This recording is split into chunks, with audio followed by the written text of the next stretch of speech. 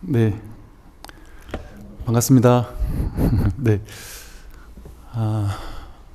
오늘 이제 육주당인경 강의에 앞서서 잠깐 말씀을 좀 드리겠습니다. 오늘 이제 그동안 육주당경을 여기서 강의만 하다가 그걸 녹화해서 편집해서 이렇게 헬로부타 TV에 올리고 있다가 오늘 이제 처음으로 이 대한불교진흥원에서 이렇게 실시간으로 중계를 하고 있는 중입니다. 지금 이렇게 우리 진흥원에서도 실시간 강의를 오늘 이제 또 하게 됐는데, 이 실시간이 문제가 아니라 이 불교진흥원에서 올해부터인가 뭐 모르겠는데 이 헬로부타 TV를 개설하고 나서 온라인 또 이 뉴 미디어 포교랄까요? 이런 곳에 아주 좀 집중적으로 좀 발심을 내셔서 투자도 하시고 좀 이렇게 하시는 것 같습니다. 그런 모습이 너무 보기가 좋고, 우리가 여러분이 아실려나 모르겠는데 이제 진흥원은 어떤 그 종파에도 이제 국한되지 않으면서 이 처음 진흥원이 만들어진 것 자체가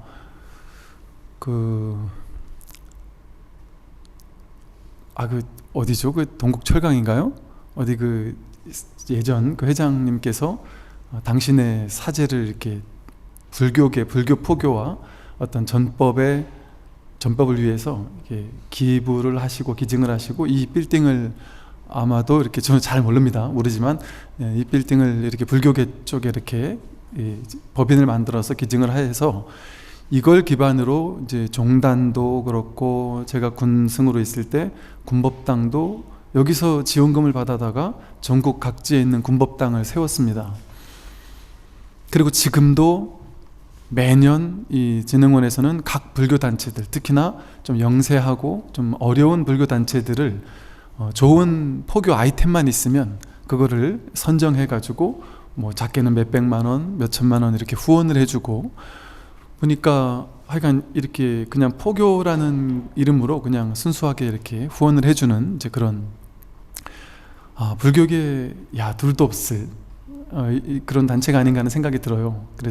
그런데 그동안은 이제 이 진흥원이 이렇게 다른 각 불교 단체들을 후원해주는 이제 이런 것으로서 포교를 하셨는데, 근자야 이렇게 헬로부타 TV를 직접 개설하셔서 직접적으로 이렇게 뉴미디어 포교에 앞장서는 모습이 그동안 어떤 종단이라든지 이런 곳에서는 하지 못하는, 또 우리 손이 못 미치는 이런 부분들을 이 진흥원에서는 충분히 할 수 있지 않을까, 이런 생각 때문에 저뿐 아니라 많은 분들이 좀 기대를 하고 있는 게 아닌가, 이런 생각을 하고요.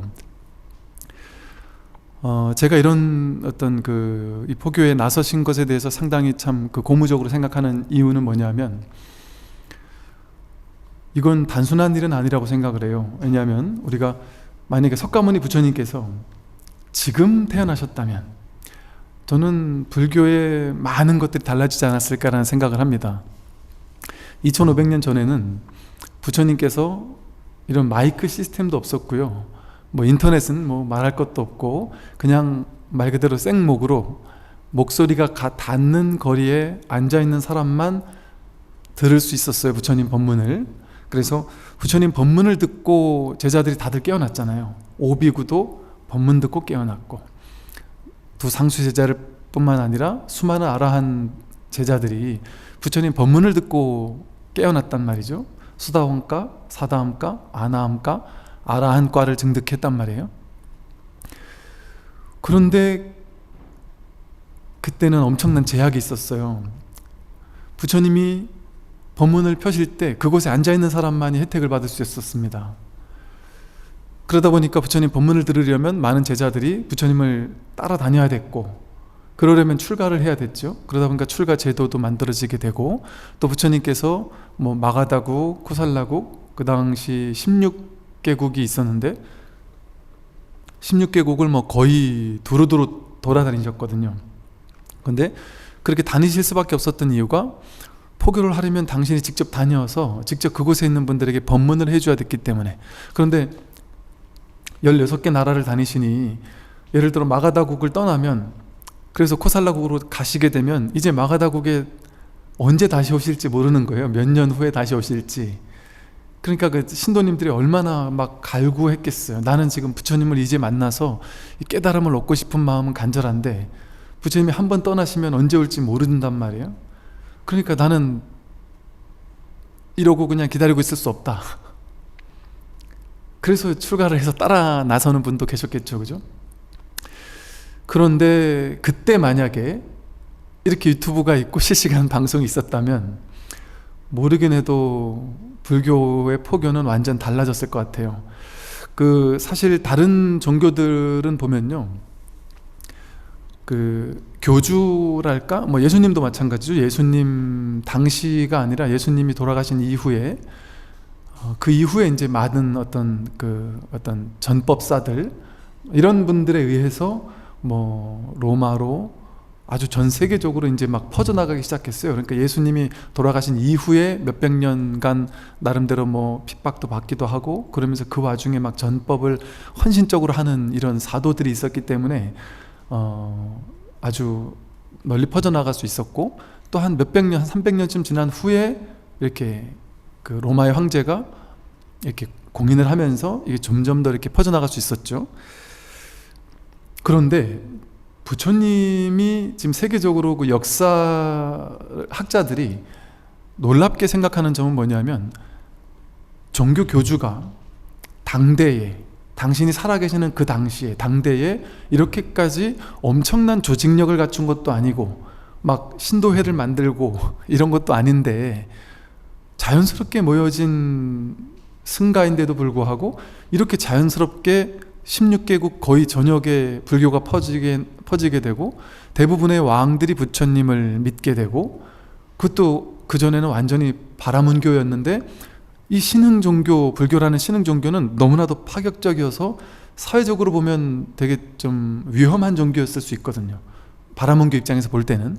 왜냐하면 바라문교가 그동안 가지고 있던 사성계급 같은 것들을 다 깨뜨리고, 그런 어떤 차별도 없다, 그 어떤 차별이 없다라고 이야기를 하고, 실제 왕들과 불가촉 천민이 똑같은 사형사제로 맺어진 아주 놀라운, 인도의 그 당시를 생각한다면 놀라운 수준의 어떤 단체란 말이죠. 그런데 부처님은 유의 조작적으로 막 신도 단체를 만들고 조직화하고 이러지 않았어요.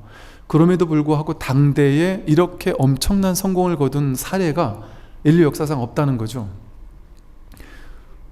가는 곳곳마다 신도님들이 절을 지어줬습니다. 자발적으로 곳곳마다 왕들이 절을 지어서 부처님을 제발 좀 우리나라에 한번 오십시오 하고 부탁을 하시고, 경제력 있는 장자들이 절을 지어놓고 부처님을 모시고, 그러면서 자발적으로 아주 자연스럽게 만들어져서 부처님 당대에 엄청난 성공을 거둔 거죠.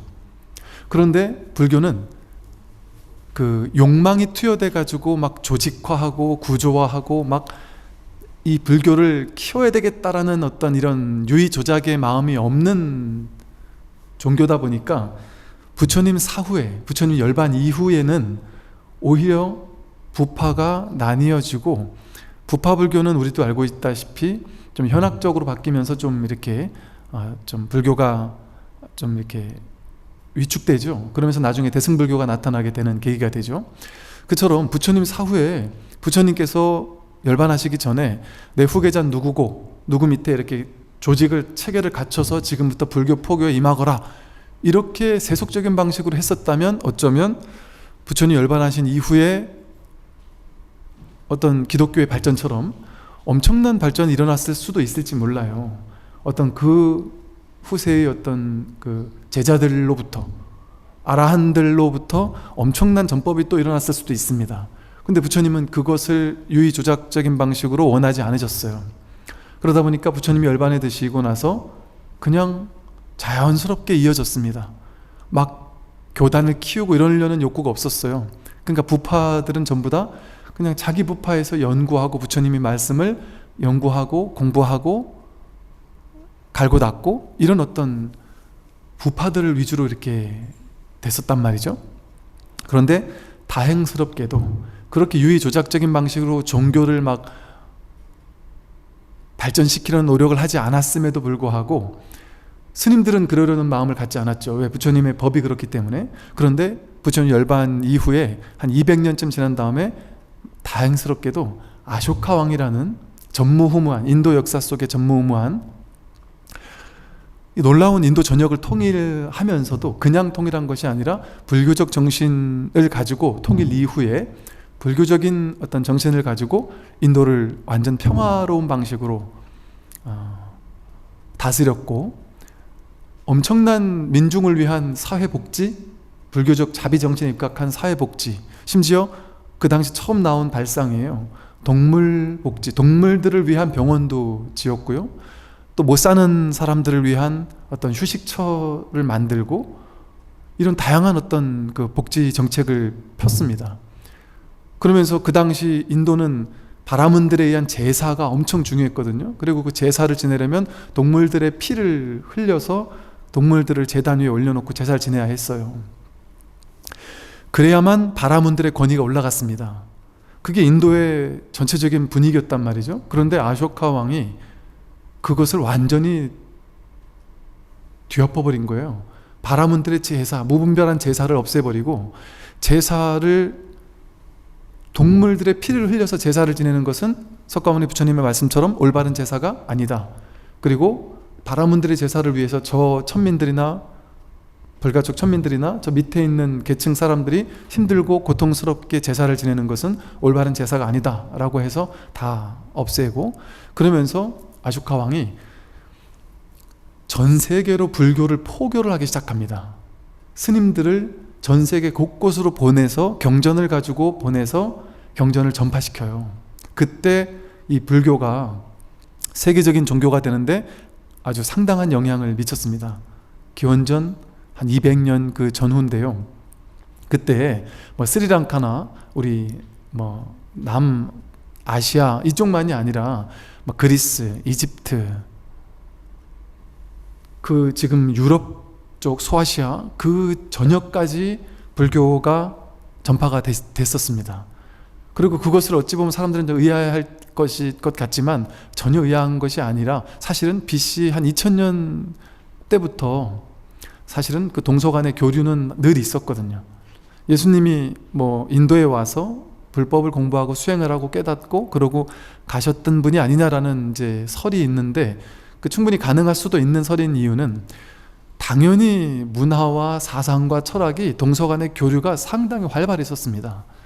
부처님 당시만 해도 당연히 활발했었고요. 그러니 아쇼카 왕 때는 더할 나위 없이 당연했었고요. 그 부처님이 열반하시자마자 그 누구죠? 그 알렉산더가 그 북인도를 점령을 하면서 그 뭐 헬레니즘이라고 하고 간다라미시라고 하고 하는 것이 동서간에 엄청난 교류가 일어났던 그 시대입니다. 그 이후에 이제 아쇼카 왕이기 때문에 그 덕분에 불교가 엄청난 그 전파가 된 거죠. 그러니까 지금 불교의 이 역사를 보면요, 막 스님들이 나서서 어마어마한 포교를 막 대대적으로 해서 정말 목숨 바쳐 포교하고, 심지어 막 전쟁까지 일으켜서 그 사람들을 포교하고, 이런 일을 불교는 전혀 하지 않은 역사였단 말이죠. 그럼에도 불교가 이렇게 그 세계적인 종교가 된 것은 아마도 아쇼카 왕의 역할이 상당히 크고 신도님들의 또 역할이 상당히 컸었습니다.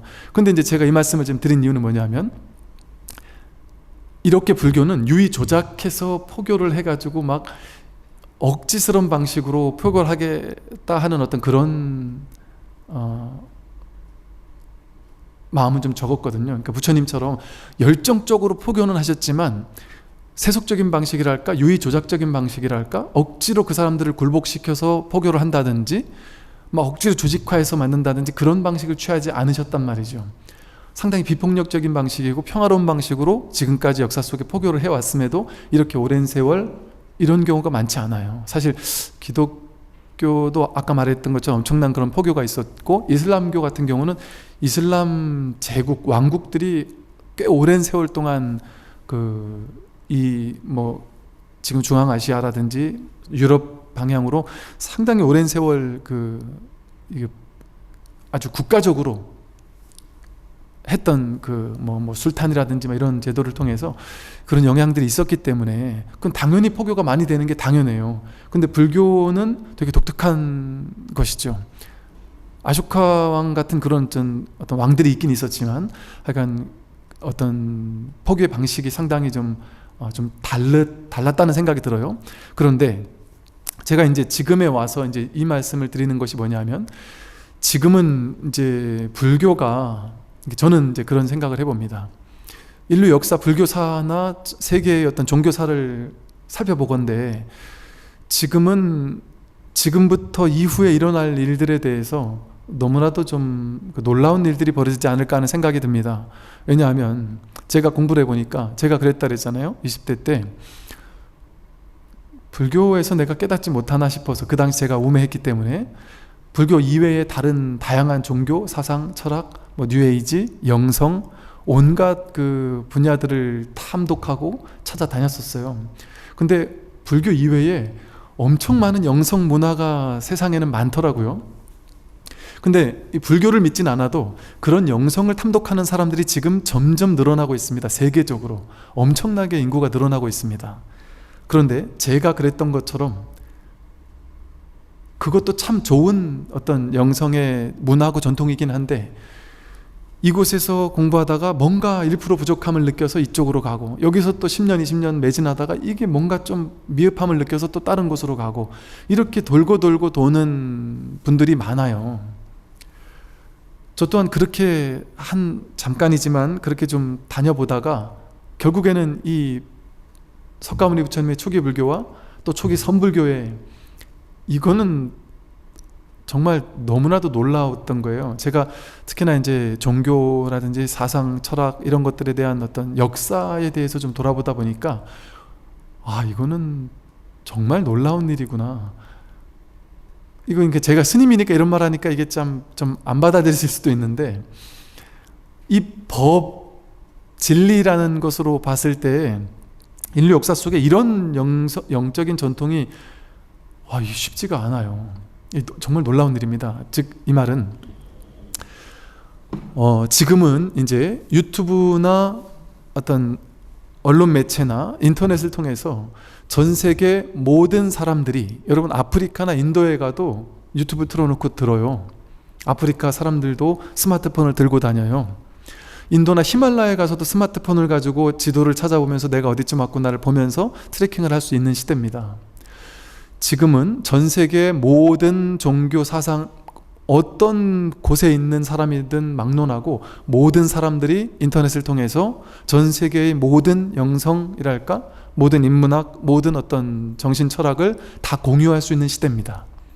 제가 유튜브를 하면서 놀라웠던 점이, 타종교 신자분들 혹은 종교가 없는 분들, 종교에 전혀 관심조차 없었던 분들, 그런 분들이 상당히 많이 이 불교 공부를 하시고, 심지어 그런 분들이, 혹은 여기저기 영성단체에 몇십 년을 아주 매진하던 분들이 뭔가 모르게 조금씩 부족하다 싶었던 부분들이 있었는데, 이 불교를 만나서 완전히 삶의 문제가 해결이 되고, 이것이구나라는 어떤 깨달음을 나름 얻고, 그래서 여기에 완전히 이제 매진한달까, 공부를 하고, 그러면서 아예 이렇게 자기 나름의 또 법을 펴고 이러는 분들도 많단 말이죠. 그분들이 하는 말이 뭐냐면, 내가 무수히 많은 다양한 사상, 철학, 종교를 다녀봤지만 불교는 불교라고 이름할 수 없다. 불교는 종교라거나 특정한 어떤 것의 종교의 틀에 묶는다든지 이렇게 할 수 없다. 불교는 그냥 그런 종교라는 것의 틀에 전혀 묶일 수 없는, 그냥 사람이라면 누구나 자기의 괴로움을 소멸시키기 위해 누구나 해야 하는, 너무나도 보편타당하고 어떤 종교나 사상, 철학, 영성의 어떤 그룹에 속할 수 없는, 말 그대로 출세간의 깨달음의 종교다. 이건 종교란 틀에 묶을 수 없다. 그러니까 누구나 공부해야 하는 것이다 라는 얘기를 하고 있고요. 이제 제가 이런 모습을 볼 때 수많은 전 세계 모든 사람들이, 이제는 옛날에는요, 이거 밀교라는 말도 있지만 사실은 불교에만 그런 게 있는 게 아니었어요. 기독교, 천주교 속에도 마찬가지고요. 어떤 핵심적인 진리랄까 이런 것들을 대놓고 얘기하기가 어려웠어요. 왜? 어떤 뭐 신비주의적 전통이라든지 뭐 밀교도 마찬가지고 또 스승과 제자 간의 사자상승이라고 하잖아요. 이 얘기를 지금은 숨기는 거 없이 100% 드러낼 수 있어요. 왜? 지금은 시대가 열려있기 때문에. 어찌 보면 이제 제가 설법하는 내용들 중에도 많은 사람들, 처음 이런 얘기를 듣는 사람은 쌍스러운 욕을 하는 사람도 있습니다. 미친 거 아니야 저 스님? 말이 안 되는 소리를 하고 있잖아. 상식적으로 용납이 안 된다 이렇게 생각해요. 왜? 내가 나고 늙고 병들고 죽는 게 아니다라고 하니까, 내가 세상에 왔다 가는 게 아니라 세상이 내 마음 가운데 왔다 간다 뭐 이런 식의 얘기를 하고, 불교의 어떤 얘기 자체가 너무나도 파격이란 말이죠. 마음을 열고 듣지 않으면 이게 도저히 이해가 되지 않아요. 그러니까 옛날에는 사자상승, 스승과 제자 간에, 그것도 제자가 내 밑에서 1년이나 6개월, 1년, 2년, 3년 몇 년 닦으면서 이 제자는 정말 신심이 장해서 이 제자에겐 내가 법을 설해도 되겠구나라는 믿음이 있을 때, 그때 그 제자에게 이 법을 설해줄 수 있었습니다. 왜 그럴까요? 이런 얘기를 함부로 했다가는요, 옛날 시대는 열린 시대가 아니기 때문에 위험하다고 봐서 그 사람을 잡아 죽일 수도 있어요. 깨달은 도인들은 소리 소문 없이 사라지는 수도 있었어요. 뭐 불교만 그런 게 아니에요. 다른 종교에서도 그 역사를 보면 어떤 파격적인 얘기를 주장을 하고 기존의 종교에서 잘못하는 것들을 파격적으로 얘기하잖아요. 그럼 그 반발하는 세력들이 어마어마했었습니다. 그런데 지금은 마침 시대가 열렸고 모든 어떤 사상이 다 공유되는 시대고, 불교에서도 저도 지금 사실 놀라워요. 이런 얘기를 스님들끼리 할 수 있는 이런 얘기를 모두에게 이렇게 대놓고 유튜브에서 할 수 있는 시대라는 것이 너무나도 감사한 일이고 놀라운 일이거든요. 그만큼 신도님들의 어떤 그 의식이랄까 이런 것들도 많이 깨어나는 시대란 말이죠. 그러니까 이제는 어떤 일이 앞으로 벌어질 거냐 하면, 이렇게 실시간 방송 같은 것들 또는 유튜브라든지 방송을 통해서 전 세계 사람들이 다 공유합니다. 이제는 언어의 장벽은 머지않아 금방 다 깨집니다. 그냥 너무나도 쉽게 머지않아서 제가 한글로 말하는 이 법문이 자연스럽게 컴퓨터가 알아서 번역을 해서 자막을 달아주거나 자연스럽게 모든 나라에 전해지는 건 금방일 것 같아요. 그런데 그렇게 되었을 때 전 세계 모든 사람들이 이제는, 옛날 같으면 내 종교밖에 몰랐어요. 그것만이 전부라고 생각했어요. 근데 이제는 열린 사회가 열리잖아요. 하나만 파는 시대가 아니라 뭐 통섭이니 융합 뭐 이런 얘기가 뭐냐면 이것저것을 같이 본단 말이에요. 지금은 사람들의 의식 자체가 툭 튀어 있기 때문에. 그래서 한 영성만 보지 않아요. 전체를 같이 봅니다. 불교라고 해서 불교만 보지 않아요. 저도 목사님, 신부님들 말씀 들으니까요, 다 이렇게 열려서 듣게 되거든요. 그러니까 이제 앞으로의 시대는 모든 영성의 정통, 모든 종교 전통의 모든 이 비밀스러웠던 가르침들이 완전히 오픈되는 시대입니다. 그러고 나면 이제 모두에게 공개되는 거예요. 진짜 진리가 무엇인지에 대해서 이제 누구나 볼 수 있는, 누구나 마음만 내면 다 볼 수 있는 시대가 된단 말이죠. 이게 좋은 점은 뭐냐 하면, 모든 종교 안에는 진리성이 깃들어 있는데 그 진리성이 오랜 문화, 전통, 어떤 그 기존의 어떤 뭐랄까 그 문화와 전통을 기득권 세력들이 이렇게 닫아놨던 것들이 이제는 닫을 수 없는 시대로 바뀝니다. 그래서 기득권을 가지고 있던 사람들이 옛날에는 이걸 닫고 닫았다면 새롭게 열고 있는 사람들이 생기다 보니까 자연스럽게 이 기존 기득권 종교에서도 이걸 열지 않을 수가 없어요. 지금 이제 그런 현상이 일어나고 있고, 그래서 이제는 옛날 같으면 하나의 어떤 기득권이 그걸 깬다는 건 쉽지 않은 일이었거든요. 근데 이제는 자연스럽게 스스로가 살아남기 위해서는 스스로가 이제 열리지 않으면 안 되는 시대가 돼버린 것이죠. 그게 바로 지금의 어떤 이 정보화 시대, 또는 뭐 인터넷, 유튜브 이런 것들을 통해서 새롭게 우리가 마주하게 될 새로운 미래입니다. 이 새로운 미래는 그냥 스마트폰 다 가지고 있으니까 이런 정도의 시대가 아니란 말이죠. 정신적으로 완전히 깨어나는 시대로의 어떤 대전환? 제가 느끼기에는 이 인터넷과 정보화가 전 세계로 이렇게 확 터져 있는 이런 시대의 가장 큰 좀 이득이랄까? 이런 것을 볼 수 있는 곳이 이 불교, 마음공부, 영성, 이 깨달음, 이 전통이 아닌가 싶어요. 왜냐하면 아까 말한 것처럼 불교는 막 억지스럽게 막 저 시내 나가가지고 막 관심 없는 사람들 막 붙잡아서 이렇게 포교하고 막 아파트 돌아다니면서 누르면서 포교하고 이러지 않는 종교잖아요. 오는 사람은 막지 않지만 가는 사람 잡지도 않아요. 그냥 오고 싶으면 오고 말고 싶으면 마세요. 그러니까 소극적인, 어찌 보면 좀 소극적인 포교거든요. 그런데 그게 이제 어찌 보면 유의 조작하지 않는 거예요. 시절 인연이 되지 않았으면 굳이 아무리 좋은 거라도 굳이 고집하고 집착하지 않겠다라는 어떤 진리성과 맞닿아 있는 방식이거든요. 그런데 이 시대에는 이런 어떤 불교의 이 가르침들이 폭발적으로 증가하기가 어려운 어떤 어려움에도 불구하고 이 인터넷이라든지 이런 것의 발전은 그것들을 가히 상상할 수 없을 정도로 폭발적으로 전파될 수 있도록 해줄 수 있는 이제 그런 계기를 마련해 주는 게 아닌가 싶어요. 그래서 제가 우리 이제 헬로부다 TV에서도 어떻게 우리가 뉴미디어 포교를 해야 할 것인가에 대한 이 사장님하고 이렇게 많은 분들이 모여서 이렇게 토의를 하고 하셨었던 적이 있었는데, 그때도 우리 이렇게 헬로부다 TV 같은 이런 곳에서 좀 재정력도 있고 이런 곳에서 나서서 우리 동양의 또는 이 불교의 놀라운 이 가르침들을 외국 사람들까지 언어의 장벽 없이, 이 언어를 지금으로서는 언어를 번역해서 막 채널을 만들고 한다는 게 쉽지 않은 일이잖아요. 우리 같은 그냥 영세한 단체 사찰에서는. 그런데 이런 곳에서 전 세계 사람들이 누구나 이 한국에 우리 요즘 K-팝 이런 게 유행하지만 우리 한국의 어떤 이 불교를 전 세계에, 이 깨달음의 전통을 전 세계에 널리 알릴 수 있는 놀라운 시대인 거죠. 이제는 그렇게 막 외국을, 옛날 같으면 전쟁을 해서 그 나라를 장악하고 나서 그 사람들을 전부 다 우리 종교로 바꿔라 하고 강제로 이렇게 하기 쉬웠단 말이죠. 근데 이제는 그럴 필요가 없단 말이에요.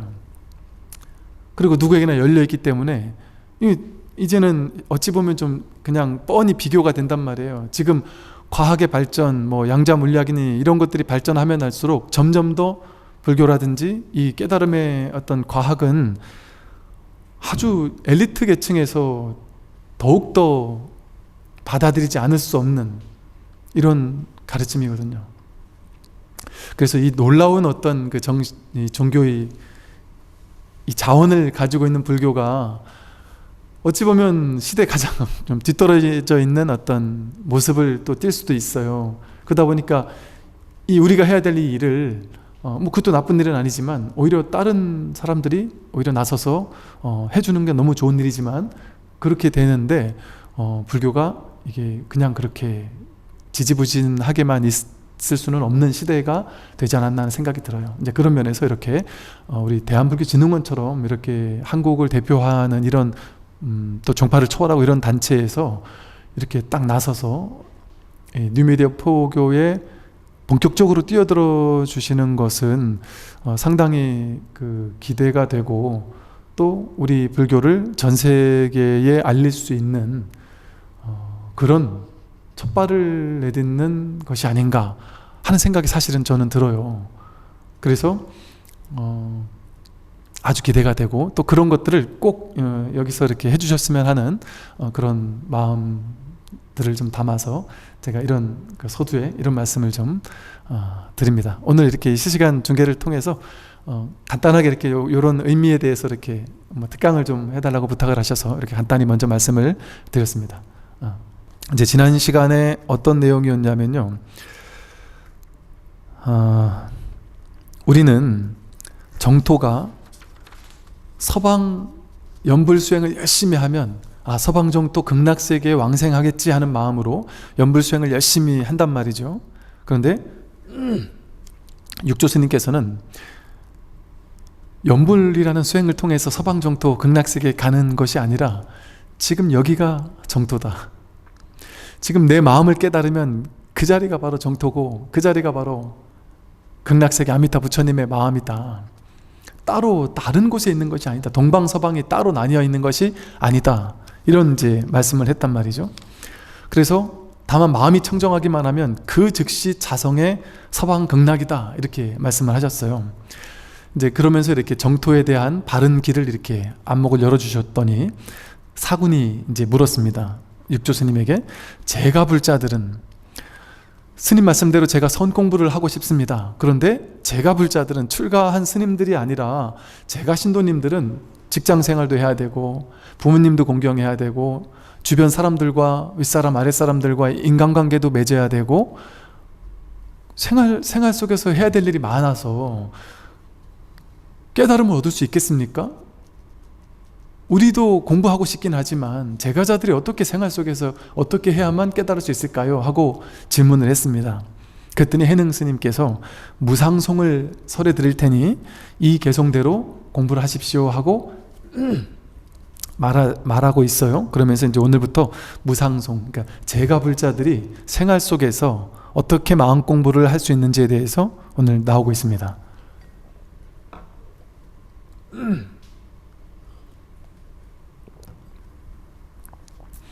제가자들을 위한 이야기다 보니까 좀 쉽게 설명을 하고 계세요.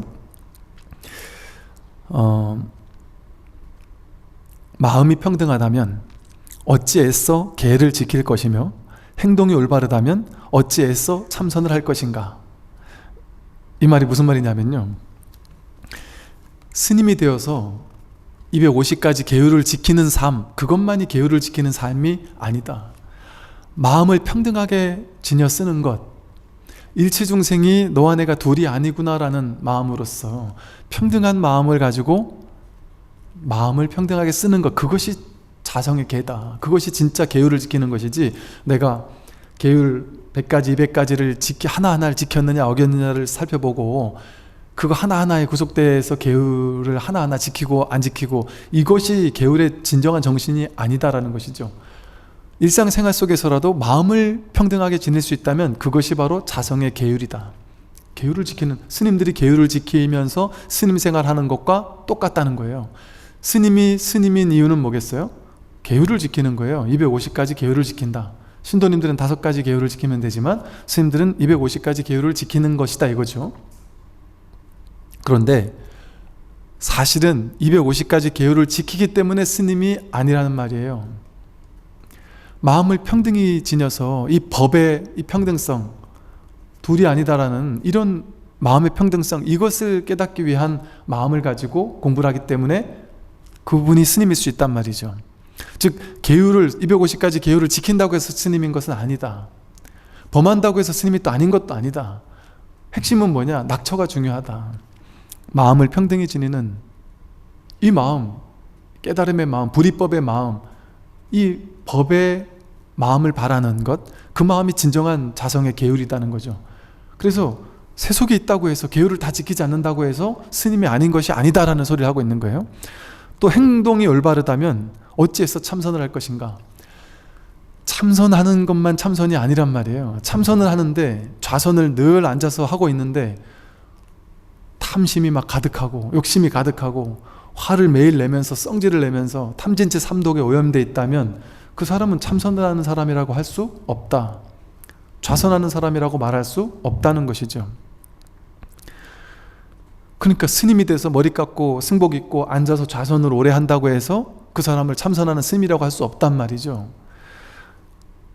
신구의 삼업으로서 어떤 행동을 하고 어떤 삶을 사느냐, 어떤 마음을 가지고 어떤 평등한 마음으로 어떤 행동을 하느냐, 그것이 내가 스님인지 아닌지를 결정하는 것이다. 불교는 상을 깨는 종교잖아요. 약견 재상 비상이면 직견 열애라고 해서 상이 아닌 줄 알면 열애에 이른다 그랬잖아요.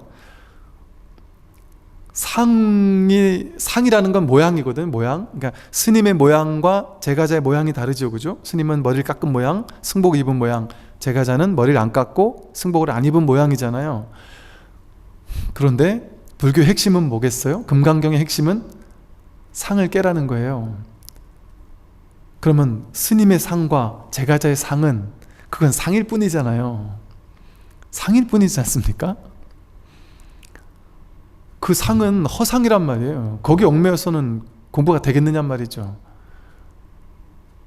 진짜 중요한 것은 머리를 깎았냐 안 깎았냐가 중요한 것이 아니란 말이죠. 인류 역사 속에, 우리나라 근대 속에 지금도 그렇고 수많은 제가불자들, 선지식들이 많아요. 방거사나 뭐 이런 분들만이 문제가 아니에요. 제가 선지식들이 많습니다. 그리고 스님들 가운데는 제가 선지식들 밑에 가서 삼배하고 법을 공부하는 스님들 많이 계세요. 제가 아는 어떤 큰 스님과 대화를 하는데 그 스님께서 그러시더라고요. 나는 법 있는 곳은 출제가 막론하고 남녀를 막론하고 어디든 가서 남들은 나를 큰 스님이라고 생각해서 와서 삼배하지만 나는 그분이 누가 됐든 남녀, 노소를 막론하고 출제가를 막론하고 쫓아가서 삼배를 드렸다. 그게 이 불교의 정신이거든요. 그 실제 스님들은 그러세요.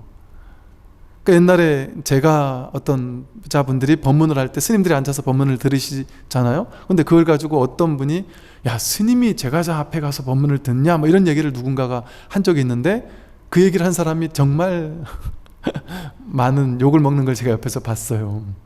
그건 스님이라는 상 아니냐, 그런 상을 가지고 어떻게 공부를 할 수 있겠느냐, 상을 깨는 게 불교인데 스님이라는 상을 가지고 있다면 그게 공부가 되겠느냐, 이렇게 얘기했단 말이죠. 그러니까 출제가라는 건 그냥 모양이에요. 모양. 내가 30년 40년을 공부했다, 아니 이제 공부 시작했다, 이것도 모양이에요. 남자다 여자다, 이것도 모양이에요. 심지어 저 사람이 깨달았냐 깨닫지 못했냐, 그게 중요한 게 아니란 말이에요. 뭐가 중요하다? 행동이 올바르다면 내가 수행자처럼 행동하느냐, 탐진치 삼독이 없는 삶을 살아가느냐, 이 법에 마음을 두고 사느냐, 마음 공부에 늘 간절하고 목말라 하고 이 공부가 내 인생에 가장 중차대한 공부다라는 어떤 발심이 있느냐. 불교의 발심하라는 게 아니죠. 불교 발심은 발안욕따라 삼맥삼보리는 내가 내 괴로움의 문제를 해결하겠다라는 간절함이 있느냐 없느냐 이거예요. 불교에서 발안욕따라 삼맥삼보리는 불교의 발심하라는 거 아니에요. 내가 내 괴로움의 문제를 진짜 해결하고 살 것이냐, 아니면 그냥 돈, 명예, 권력, 지위 살아있으면서 잠깐 누릴 수 있는 달콤한 임시적인 달콤한 거에 빠져가지고 내가 죽음 이후를 전혀 생각하지 않으면서 지금 달콤하면 됐다라고 단시간적인 시안으로 안목으로 지금 그냥 행복하면 됐지 하고 돈, 명예, 권력만 추구하며 살 것이냐, 아니면 돈, 명예, 권력을 아무리 추구해도 누구나 병들고 늙고 죽을 것인데 그때 가서 내가 괴로워하면 되겠느냐. 지금 내가, 이건 불사의 길이라고 하거든요. 부처님께서. 어떤 분이 저한테 질문을 하셨는데요. 아, 스님, 저는 정말 불교가 도대체 뭐길래 불교 공부한 사람이 이럴 수 있는지 나는 정말 충격적이었습니다 하면서 했던 말이 뭐냐면요, 자신은 살면서 너무너무 힘들었대요. 몸도 아프고 하는 것마다 되지도 않고 심지어 막 하는 것마다 되지 않아서 괴로워 죽겠는데 암이 걸린 거예요. 그래서 막 세상을 원망하면서 너무 불평불만 가득한 마음으로 살고 있었는데 암이 걸려가지고 암 환우들 모임이 있어서 그 암 환우들 모여 있는데 말기 암으로 거의 죽어가기 직전인 30대 여자분이 계셨는데 애 셋을 가진 애엄마 말기암 환자가 계셨는데 그 애엄마가 그냥 보여주기 식으로 그러는 게 아니라 본인은 지금 곧 죽을 사람인데 정말 하루하루의 삶이 너무나도 즐겁고 유쾌하고 정말 만족스럽고 감사하면서 죽음을 정말 초월하면서 사는 것 같이 보이는 게 그냥 억지스러운 표정이 아니라 진심이 느껴진다는 거예요. 그래서 뭐지 저거는? 어떻게 사람이 저럴 수가 있지? 싶어서 그분하고 이렇게 장문의 편지를 오고 갔는데 그분이 오히려 나를 걱정해 주면서 아주 정성스러운 마음으로 답변을 해주는데 너무나도 충격적이었대요. 그러면서 그분이 자기한테 이제 써줬던 답변에 그렇더래요. 나도 옛날 같았으면 정말 괴로웠을 것이다. 근데 나는 마음 공부를 하고 불교를 공부하는데, 불교를 공부하고 뭐 인생이 바뀌었는데, 이 마음 공부를 하고 났더니 정말 이 죽음이라는 거, 생사가 이게 그렇게 내가 옛날에 생각하던 것처럼 그렇게 충격적인 문제가 아니라는 걸 스스로 깨달았던 거예요. 그러니까 그분은 죽기 직전에 남긴 글에 30년밖에 안 되는 한 생이었지만 너무 좋은 사람들 사이에서 너무나도 축복받으면서 선물과도 같은 한 생이었다. 이렇게 아름다운 선물을 살다 갈 수 있어서 너무나도 행복하고 감동스러웠다. 뭐 이런 식의 글을 남기고 말 그대로 쿨하게 죽으신 거예요. 근데 그 모습을 보면서 이 사람은 너무 충격을 받은 겁니다. 어떻게 이럴 수가 있지, 사람이? 나는 저 사람에 비하면 내가 훨씬 행복한 사람인데 나는 지금 이렇게 괴로워 죽겠는데 도대체 불교에 뭐가 있길래, 불교에서 말하는 불생불멸이라는, 무생법인이라는 그 가르침의 진짜가 뭐길래 저럴 수가 있을까? 도저히 이해할 수 없다. 그래서 내가 불교를 내가 공부해야 되겠다라는 마음을 내게 됐다라는 것이죠. 이런 일이 정말 있단 말이에요. 저도 제가 공부가 많이 부족해요. 아주 부족하지만 공부가 부족한 입장에서도 정말 옛날에 제가 공부를 많이 했었을 때, 그때만 해도 저도 불교 어느 정도 나한테 다 물어보세요. 제가 다 답변해 드릴게요 하고 자신만만했었거든요. 근데 그때도 이러진 않았어요. 뭐랄까, 정말 부처님께서 말씀하신 이 생사를 해탈하는 공부라는 것이 정말이구나. 이게 왜 정말인지를 이게 확인하는 공부란 말이죠. 이 몸이, 오온이 반야심경에서 말하는 조견, 오온, 개공, 도, 일체, 고액이라는 게 딱 함축된 얘기예요. 이 몸과 마음이 나라고 허망하게 여기는 사람에게는 몸이 늙고 병들고 죽으면 내가 늙고 병들고 죽는다는 착각이 일어나니까 괴롭단 말이에요. 근데 이 조견이, 오온, 개공이라는 것을 조견할 때, 몸과 마음이 내가 아니다라는 사실을 조견할 때 문득 확인하기만 해도 내가 늙고 병들고 죽는다라는 것은 괴로움이 아니구나. 내가 늙을 수가 없구나. 병들 수가 없구나. 죽을 수가 없구나. 말 그대로 부동이구나. 부동.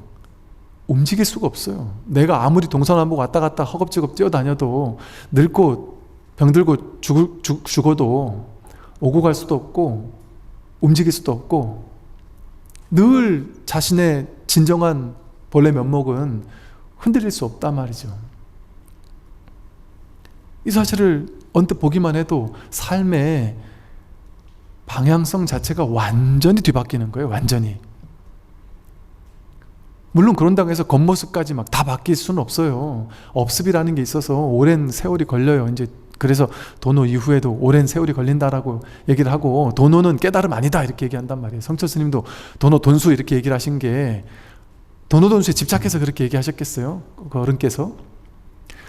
도노 해놓고 나서 자신이 깨달았다 하고 상을 내는 법상에 빠져있는 스님들을 경책하기 위한 방편이 아니었을까 싶어요. 왜냐하면 그렇게 할 수 없으니까, 아직 부족하니까. 이제 입문이란 말이죠. 이제 공부 시작하는 거란 말이죠. 그런데 입문만 해도 자유로워진단 말이에요, 진짜. 그리고 점차 공부가 너무나도 순일해진단 말이에요. 정말 그런 걸 느낀다니까요, 여러분.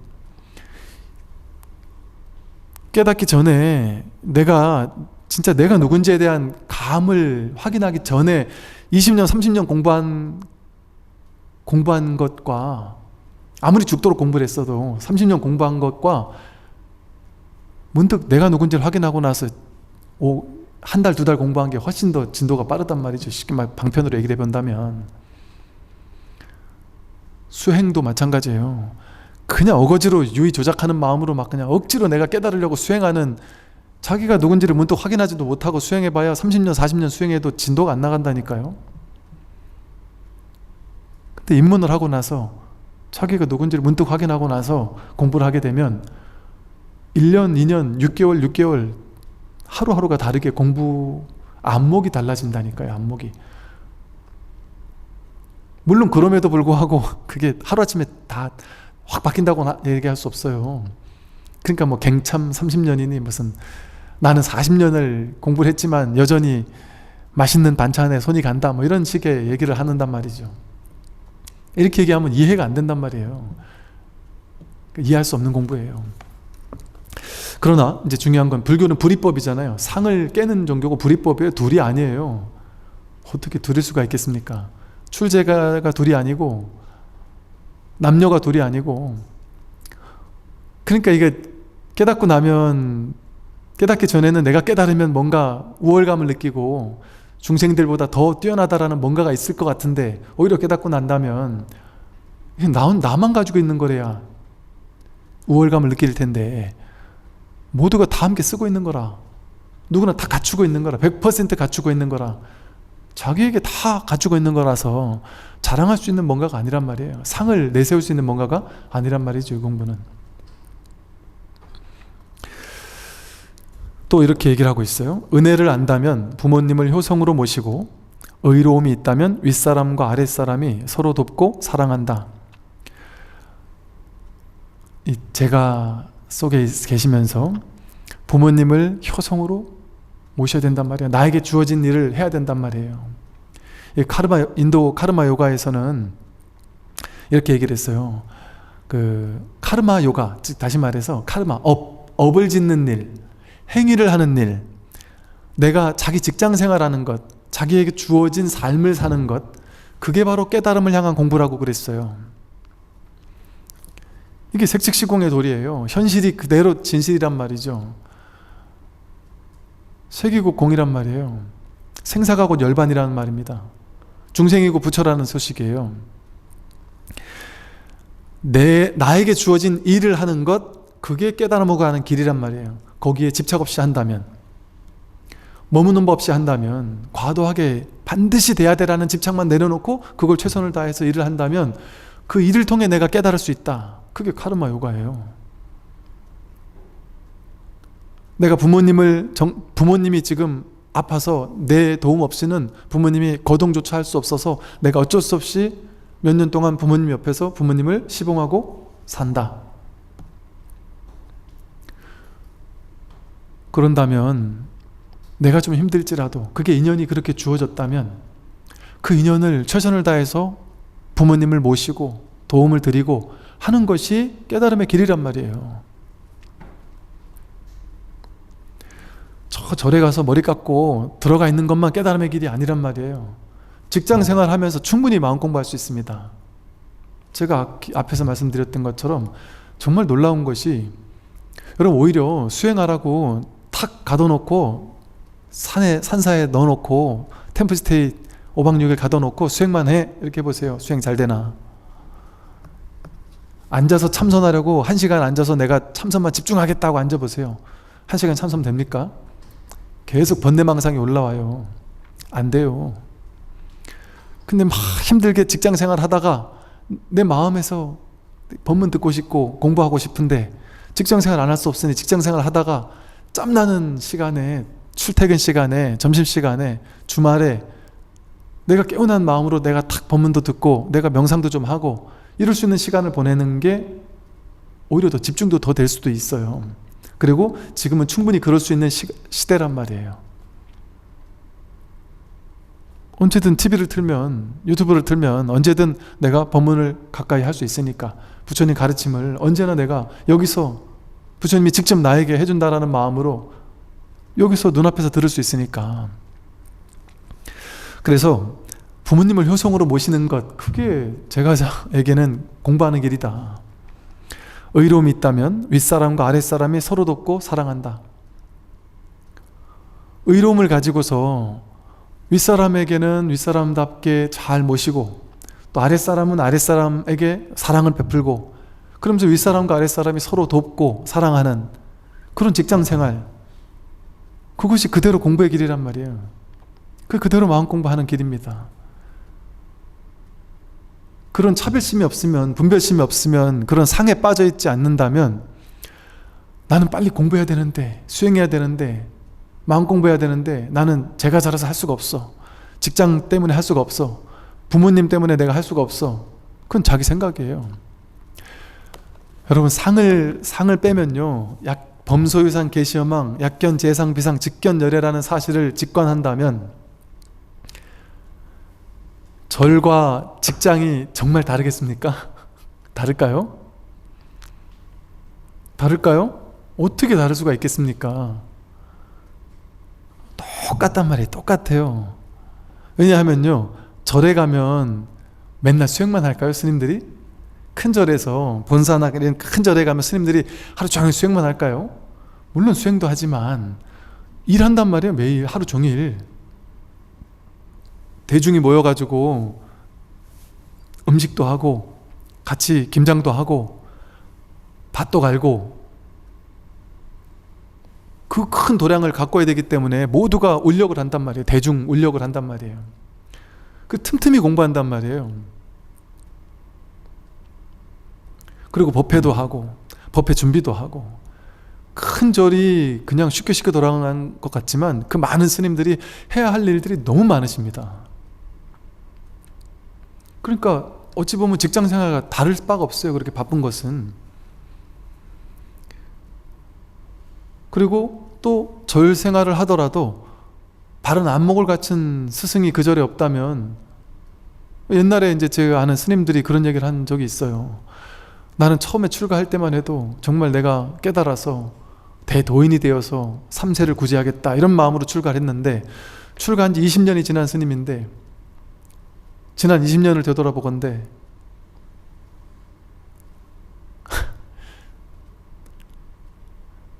나의 20년은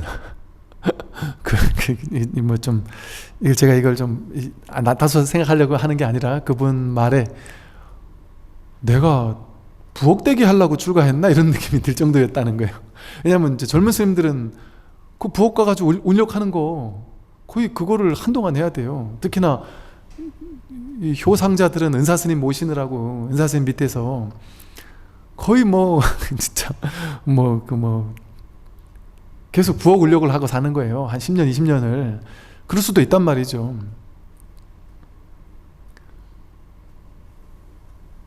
직장생활 하면서 공부 못하느냐? 직장생활 하면서 틈틈이 공부할 수 있습니다. 분명히 공부할 수 있어요.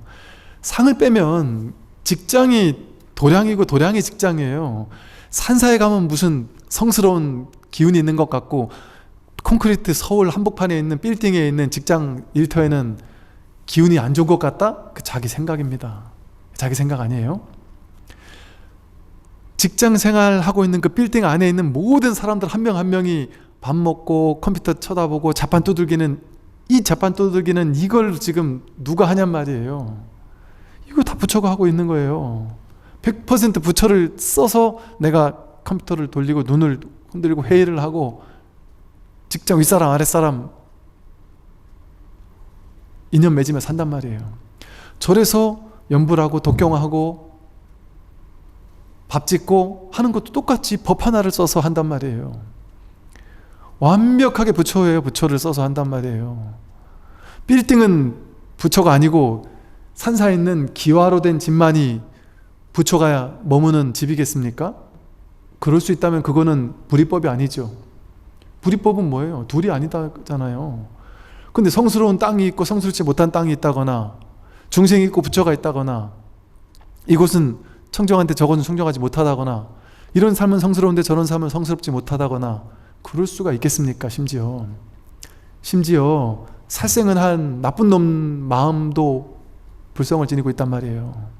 선악이 둘이 아니에요. 완벽하게 둘이 아닙니다. 이렇게 얘기를 해도 이거는 교리는 그렇고요. 실제로는 절에 가는 게 훨씬 좋겠죠. 어쨌든 그렇게 믿어도 어쩔 수 없는데 그건 방편이에요. 방편. 틀린 말이라는 게 아니라 방편으로 그렇게 우리가 믿을 수 있지만, 우리가 방편 공부하려고 달을 가리는 손가락만 평생 보려고 공부합니까? 달을 보려고 공부하지. 달의 입장에서의 진실은 뭐냔 말이에요. 직장 생활이, 가정이 바로 절이 도량입니다. 그래서 옛날부터 전통적으로 이 몸이 바로 도량이라 그랬어요. 몸이 바로 도량이다. 이건 완벽한 얘기입니다. 이 내 몸 아니에요. 이건 그냥 부처님이 머무는 도량이에요. 도량. 부처님이 있는 곳을 도량이라고 하잖아요. 이렇게 지금 부처가 머물고 있잖아요. 부처를 써서 지금 이렇게 말하고 움직이고 숨을 쉬고 하고 있으니 여러분 몸 하나하나가 다 도량이죠. 내가 다니고 있는 직장이 그대로 사찰이죠. 겸양하면 윗사람과 아랫사람이 서로 화목하고 참을 줄 알면 그 어떤 나쁜 일도 들춰내지 않는다. 겸양한 마음으로 윗사람과 아랫사람이 서로 화목하게, 서로 겸손하게, 서로 사양하는 미덕을 가지고 윗사람과 아랫사람이 서로 화목하게 다투지 않고 사는 것, 그게 다툼 없는 무쟁삼매로서 사는 거, 공부 아니겠어요? 참을 줄 안다면 그 어떤 나쁜 일도 들춰내지 않는다. 뭔가 힘든 일이 생길 때 항상 남 탓하고 바깥을 향해서 욕하고 핑계대고, 이게 이제 공부인들이 첫 번째 달라지는 점이 이 점이에요. 늘 바깥을 향해서 마음을 쓰거든요. 내가 잘못한 게 있어도 항상 남 탓하고 저 사람 탓하고 부모님 탓하고 돈 없는 탓하고 남편 탓하고 아내 탓하고 심지어 자식 탓하고 정치 탓하고 모든 바깥으로 탓을 돌리는 것, 이게 이제 중생의 특징입니다. 둘로 나누니까, 바깥이 따로 있다고 여기니까. 불교 공부를 하다 보면 이제 내외 명철이라는 말이 많이 나와요. 육주단경에도 많이 나오고요. 내외 명철이라는 말은 뭐냐면 안팎이 둘이 아니라는 소리예요. 둘이 아니라서 내외가 명확하게 명쾌하게 환하게 뚫려서 하나, 불이법이라는 소리예요. 나와 남이 둘인 줄 알았는데 남이 바로 나고 내 바깥이 따로 없더라는 거예요. 그럼 남 탓할 게 뭐가 있어요? 전부 다 나의 일인데. 이 세상이, 여러분 부처님 손바닥이라는 얘기 들어보셨죠? 손오공이 천리를 도망가서 인제는 피했겠지 하고 보면 부처님 손바닥이란 말이에요. 이게 무슨 말인지 아세요? 온 우주 삼라만상 지구 수없이 많은 나라가 있고 사람들이 있잖아요. 이게 전부 다 여러분 손바닥이라니까요. 여러분은 내가 저 경기도 외곽에 사는데 서울 중심부 들어가 살고 싶다, 더 비싼 아파트 들어가 살고 싶다, 더 훌륭한 회사 가서 더 높은 자리에 올라가고 싶다, 최고 높은 자리에 올라가서 나중에 급기야는 정치도 하고 해서 대통령이 되고 싶다, 세계에서 가장 위대한 부자가 되고 싶다, 우리 회사를 최고 가는 회사로 만들고 싶다, 이런 마음 있잖아요. 그런데 그 최고 가는 회사, 서울 강남의 제일 비싼 아파트, 그게 다 내 손바닥 안에 있다니까요. 여러분 마음 안에 있다니까요. 내가 그걸 가져야 되는 게 아니고 그게 다 내 마음 안에 있다니까요. 내가 뭐하러 그걸 가지려고 애를 써요. 여러분 생각해 보세요. 여러분이 만약에 돈이 많아서 서울 강남에 뭐 100억짜리 빌딩을, 200억짜리 빌딩을 샀어요. 행복할까요? 그 200억짜리 빌딩을 관리하기 위해서 사람이 수십 명 월급을 줘야 되고, 거기 뭐 하자 생기면 또 고쳐야 되고, 오래되면 또 그것도 돈은 돈대로 들어가고, 막 신경 쓸 일이 얼마나 많겠어요. 하다못해 저 식당 주인도 그 식당 알바하는 분들 관리하는 게 그렇게 스트레스를 받는다고 하더라고요. 스님들도 절에서 저보고 어떤 어른 스님이 그러시더라고요. 보상 스님은 나중에 절하면 공양주 절에 두지 말고 혼자 밥해 먹으라고. 그래서 왜요? 그랬더니 아이고, 절에 공양주 한 명이 지옥 한 명이고, 또 이게 공양주를 욕하는 소리가 아니고 이제 사람과의 어떤 관계라는 것이 그렇게 힘든 일이다. 그러니 200억짜리 빌딩을 가진들 그만큼 스트레스 받지 않겠어요? 그 스트레스 때문에 죽어가는 사람도 있지 않겠습니까? 그런데 왜 그 빌딩을 샀느냐? 그 빌딩 가면 전망이 좋다, 서울 시내를 내려다볼 수 있다, 전망이 좋아서 샀다. 예를 들어 전망을 매일 보면, 여러분 저 부산에 제일 아름다운 전망, 해운대 고층 빌딩 최고층 위에서 아파트 딱 전망 보고 너무 마음에 들어서 그 비싼 아파트 사서 사시는 분들이 저한테 뭐라는 줄 아세요? 우울증 걸린답니다. 매일 창밖으로 바다가, 툭 트인 바다가 환히 보이는데 우울증 걸린대요. 높은 층일수록 더 전망이 좋다고 해서 높은 층을 샀는데 차라리 적당히 높은 데라서 바다 슬쩍 보이고 밑에 사람 사는 게 보이는 게 훨 낫더라, 이런 얘기도 하고. 어쩌다 한번 봐야 좋은 거예요. 어쩌다 한번 그 전망을 봐야 좋은 거예요. 그러면 어때요? 우리는 내 손바닥 안에 온 우주가 있으니까 돈이 펑펑 쓸 돈이 없으니 조금 있을 때 진짜 진한 감사를 느껴요. 돈이 별로 없을 때 뭔가 사고 싶은 걸 묵히고 묵혔다 살 때 너무 고맙잖아요. 펑펑 샀을 수 있으면 그게 진짜 고맙지 않아요. 감사함도 덜하고, 그 살아있음? 그거를 내가 가지는 걸 통해서 내가 살아있음이랄까 하는 어떤 그 즐거움? 그걸 잊어버려요. 제 초등학교 때 겨울에 우리 반에서 친구 하나가 귤을 가져와서, 그땐 귤 먹기 쉽지 않았는데 귤을 하나 까는데 그 냄새가 반 전체를 진동을 하는데 죽을 것 같더라고요. 너무 먹고 싶어서. 이 친구가 성격이 좋은 친구라 귤을 나눠주는데 다 나눠줄 수가 없잖아요. 그때만 해도 한 반에 50명씩 있었으니까 귤 하나 들고 왔는데, 근데 친구랑 나랑 둘이 하나 먹게 조만한 거 하나를 받아서 둘이 네 반 떼먹고 나 반 먹었는데, 그게 얼마나 맛있었는지 그 기억이 지금까지 잊혀질 수가 없습니다. 지금은 남아들도록 귤이 있는데 안 먹어요.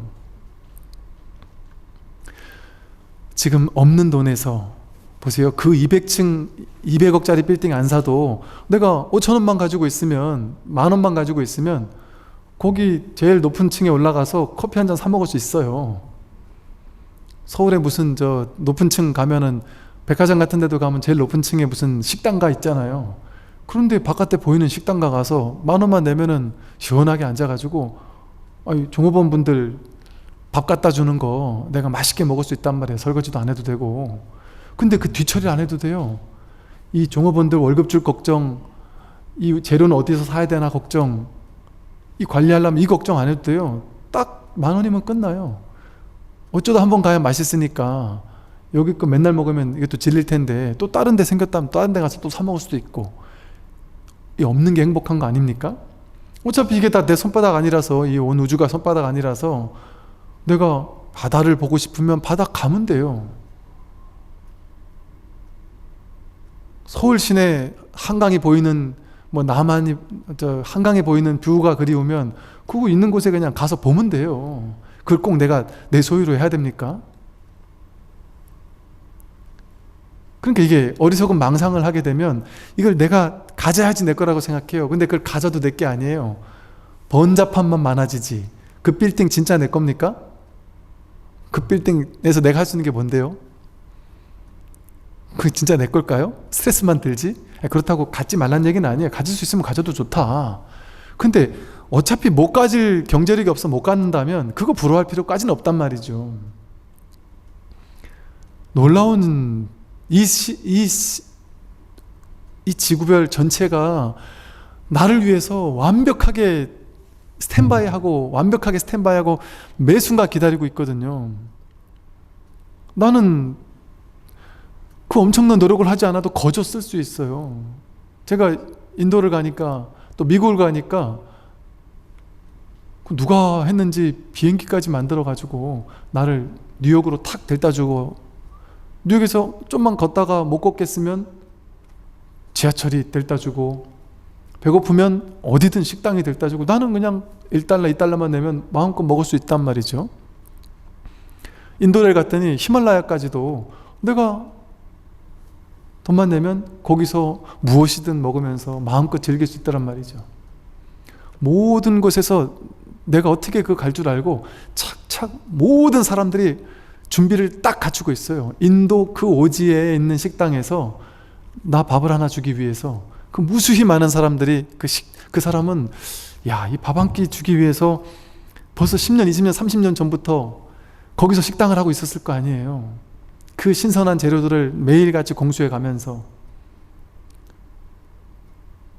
그 모든 재료들을 막 만들어 가면서 그 재료를 만든 다국적 기업들이 전 세계 곳곳에 있는 기업들에서 그 무슨 재료를 만들고 조미료를 만들고 하면서 그걸 다 만들어 준 거 아니에요. 이 온 우주 전체가 완벽하게 이 인과 연기적으로 연결되어 있으면서 나를 돕기 위한 100%의 준비를 완벽하게 갖추고 있어요. 이 세상 전체가. 근데 내가 그걸 직접 가져야 돼요?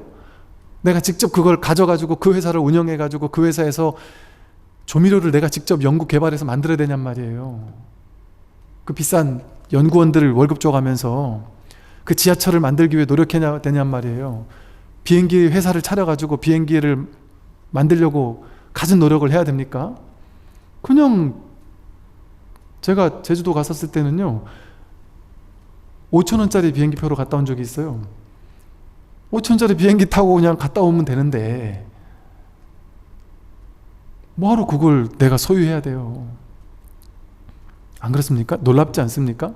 온 우주 전체가, 하다못해 저 하늘의 별까지, 하늘의 구름에서 하늘의 태양까지, 은하계까지 전체가 나를 위해서 모든 것을 맞춰주고 있지 않나요? 완벽하게 스탠바이를 탁 하고 있단 말이에요. 이게 그냥 하는 소리가 아니에요. 이런 식으로 제가 방편으로 설명을 했지만 실제 내가 경험하고 있는 삶이 그렇지 않나요? 목전이 진실이고 목전만이 진실이거든요. 나머진 다 생각이잖아요. 지금 미국에 뭐가 있겠지? 생각이죠. 이미지죠. 상이잖아요. 상은 다 범소의 상은 계시 허망이에요. 그냥 내가 내 눈앞이 진실이에요. 근데 눈앞에 있는 진실로 돌아오면 눈앞에서 내가 한 발 한 발 걸어서 미국을 가면 미국이 나를 위해서 눈앞에서 모든 걸 갖추고 있다니까요. 히말라야가 히말라야에서 모든 걸 갖추고 있고, 부산을 가면 부산에서 모든 걸 갖춰가지고 착착 만들어주고 있단 말이에요.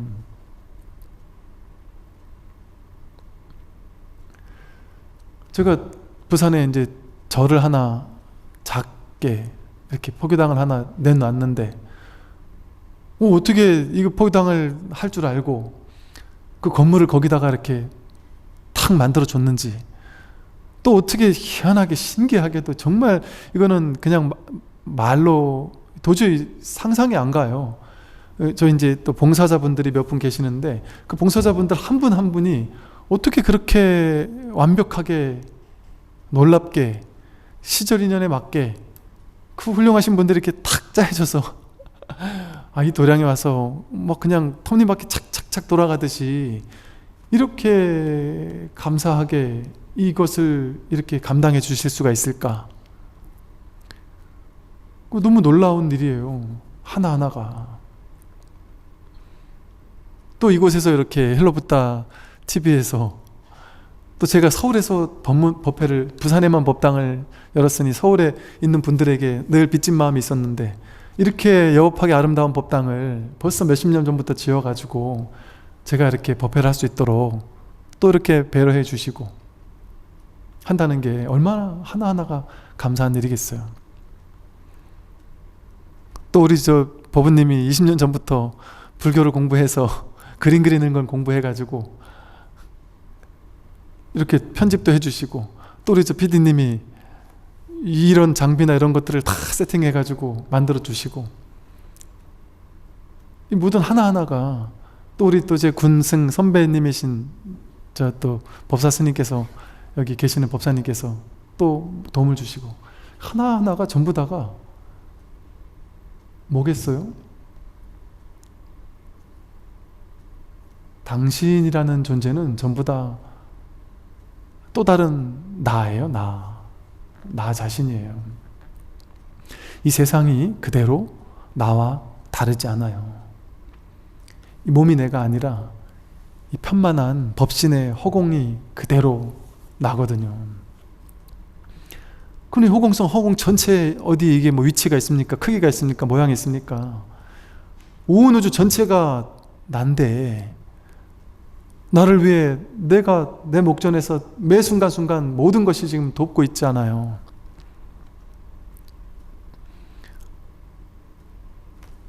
이러면 되지 않았나요? 꼭 그걸 내가 가져야 됩니까? 그 가진 게 실제 가진 건가요? 가졌다는 생각이죠. 땅에다 그물 긋고 이거 내 땅, 돈 지불하고 내 땅 이러면 그 진짜 내 땅입니까?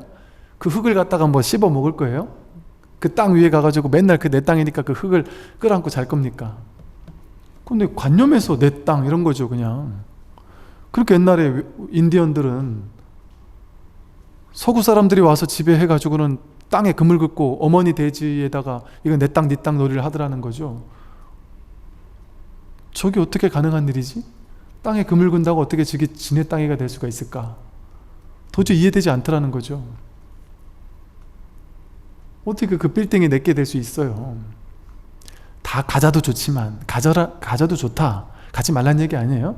최선을 다해서 열심히 해서 모든 걸 다 가지고 다 하셔도 좋다.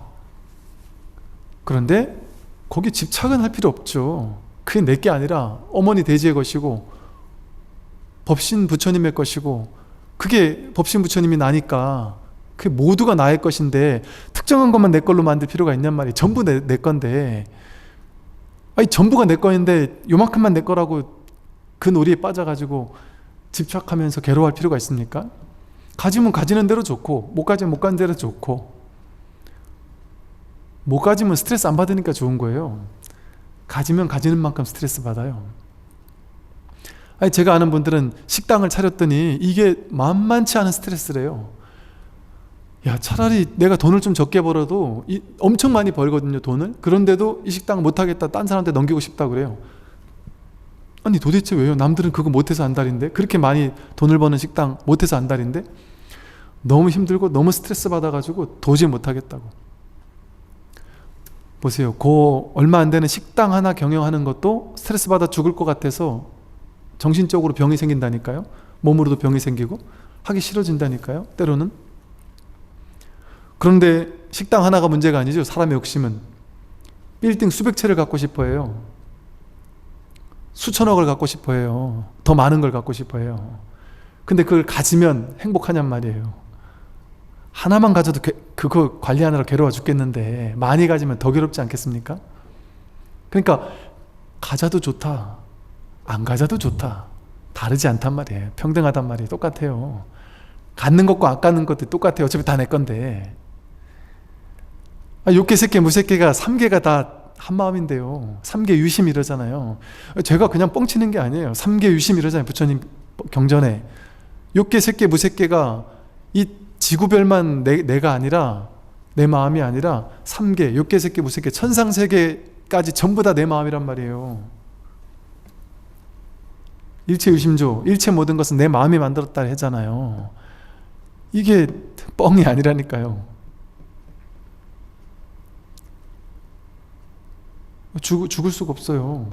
얘는 죽을 수 있지만 이 캐릭터, 그냥 게임 캐릭터 같은 거예요. 이 지구별에 여러분이라는 이 게임 캐릭터 하나가 그냥 이렇게 잠깐 나와가지고 이 불성이라는 이 게임을 창시한 마음이 이 게임을 창조했단 말이에요.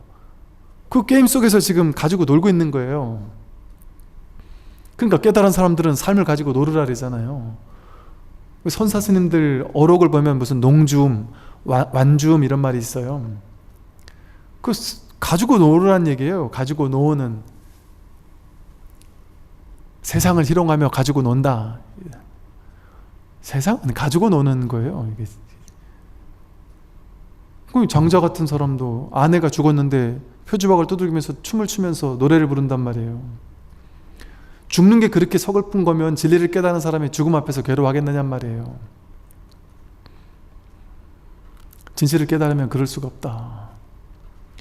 마치 어젯밤 꿈과 같으니까, 여러분 마음이 어젯밤 꿈을 창조해가지고 그 꿈 전체를 돌렸잖아요. 한 마음으로 꿈 전체를 돌렸잖아요. 꿈속에 등장인물, 나라는 등장인물 하나만 움직이게 만들었어요. 여러분 마음이 꿈 전체를 창조해가지고 꿈 전체 안에서 무수한 사람들이 막 살지 않던가요? 그 꿈속에서 막 학교도 있고 집도 있고 아파트도 있고 막 그렇지 않던가요? 무수한 사람들이 있지 않던가요? 근데 그게 다 다른 사람이었냔 말이에요. 내 마음이었지. 내 마음이 만들었잖아요. 그리고 꿈에서 딱 깨고 나니까 그 꿈 속에 있던 사람들이 실제 있습니까? 내가 꿈을 깨고 나니까 꿈속에 있던 그 자식이, 나는 꿈을 깨놓으니까 꿈속에 있던 자식이 엄마 없어서 지금 서글퍼 울 것 같아가지고 나는 빨리 그 꿈속으로 들어가야 되는데 하고 서글퍼합니까? 그게 망상이라는 건 다 알잖아요. 말도 안 되는 소리라는 걸 알거든요. 똑같아요. 이 현실도. 여러분이 지금 내가 먼저 죽으면 자식은 얼마나 괴로울까? 자기 망상이에요. 그거는 자기 생각이에요. 꿈속에서 깨고 보니까 꿈이 다 허망한 망상이었잖아요. 현실이 망상이라니까요. 현실이 여몽 한포영이라니까요. 꿈과도 같고 환영과 같고. 그러니까 이거 금강경 말씀이라니까요. 여몽 한포영 여로 영여전 응장여시관 이와 같이 관해라 이러잖아요. 모두 꿈과도 같다고. 일체유의법은 이 세상 전체는 이 소리예요. 일체유의법은 여몽한포영이다. 꿈과 같다 이 소리잖아요. 이렇게 관해라. 이렇게 보는 것이 부처의 안목으로 보는 것이다. 그 말이잖아요. 금강경의 가르침이. 이게 꿈이라니까요. 지금 현실이. 내가 사는 게 아니라 꿈 전체를 창조한 게 내 마음 하나잖아요. 우주 삼라만상 저 안드로메다 별까지 다 여러분 마음 하나가 창조했다니까요. 여러분 뭐만 하면 되겠어요? 꿈만 깨면 되는 거예요. 그런데 꿈과 다른 점 하나는 꿈에서 깨면 거기서 빠져나오지만 이 현실이라는 꿈은 꿈에서 깨고 나서 마음은 꿈에서 깼는데 현실은 그냥 꿈을 사는 거예요. 가지고 놀면서, 삶을 가지고 놀면서, 현실을 가지고 놀면서 산다. 재밌게 박진감 넘치게 게임 캐릭터 본연의 역할을 다 하면서 깨달아도 울고 웃어요. 여러분 놀이에 박진감이 없으면 그게 놀이가 돼요? 영화가 기승전결이 없고 막 핍박당하다가 살아나야 그게 영화의 즐거움이 있잖아요. 재미가 있잖아요. 영화가 맨날 주인공이 승승장구만 하면 그 영화가 재밌습니까? 재미없어요. 막 우여곡절을 겪으면서 막 괴로워하다가 나중에 이 나쁜 놈들을 다 탁 이긴 그게 재밌는 스토리잖아요. 그러니까 우리 인생이 마냥 즐겁기만 한 게 아닌 거예요. 마냥 즐겁기만 하면 이 게임 캐릭터가 이 현실이라는 놀이에서 배울 게 없습니다. 깨달을 게 없어요. 삶이 너무 진부해지고 너무 재미없어지고 우울증 걸려요. 전부 다. 항상 돈이 충분하고 항상 여러분 돈 충분하고 먹을 거 충분하고 혼자 먹을 거 충분한 곳에서 넓은 아파트, 좋은 경치 좋은 아파트에서 혼자 마음껏 평생 살아라 이러면 행복할까요? 아무 할 일 없이 맨날 주는 거 먹으면서 거기 가만히 멍청하게 앉아 있으면서 아무것도 부족한 게 없는데 사람은 죽어요. 살아있음이 죽어요. 스스로 원해요. 박진감 넘치는 인생을 원해요. 스스로 뭔가 내가 힘들어도 거기서 뭔가 배우고 깨닫는 걸 원합니다. 그러니까 여러분들은 이해 안 되겠지만 제가 군에 있을 때 보면 특전사나 막 힘든 부대를 일부러 자처해서 가는 사람들이 젊은 군인들이 많다니까요. 자처해서 가요. 힘들어 죽을 걸 뻔히 알면서 나는 한번 가고 싶다 그래요. 그런데요, 그런 자처해서 그 힘든 부대를 가는 친구들 있잖아요. 그 부대에 가서 제가 교육을 하잖아요. 제가 한번 이런 적이 있었어요. 이제 특전사나 사단 같은 데도 보면 최고 이제는 얼마 안 됐는데 벌써 다 까먹어 버렸네. 뭐라 그러죠? 특수 대대가 하나 있잖아요. 수색대라고 있어요. 수색대라고. 가장 엘리트들, 본인들이 희망하는 사람들 딱 모아놓는 이런 아주 힘든 부대가 있어요. 그런데요, 일반 부대 가서 200명, 300명 교육을 하면 그냥 적당히 집중을 하겠죠. 그죠? 그럼 1시간 강의한다 이러면 1시간 딱 강의하고 나와요. 그런데 제가 이런 적이 있었다니까요.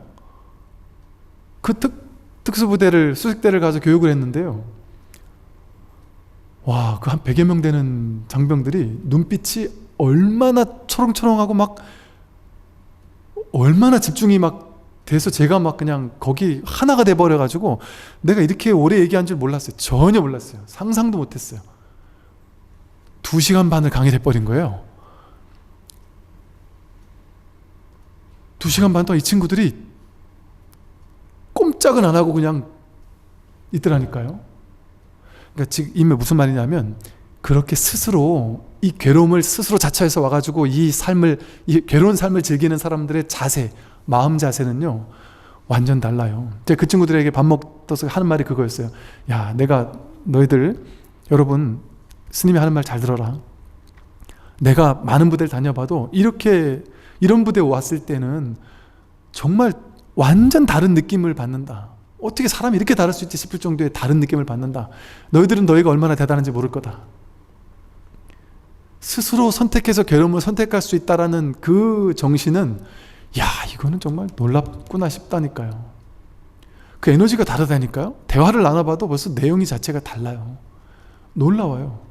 그게 현실과 똑같단 말이에요.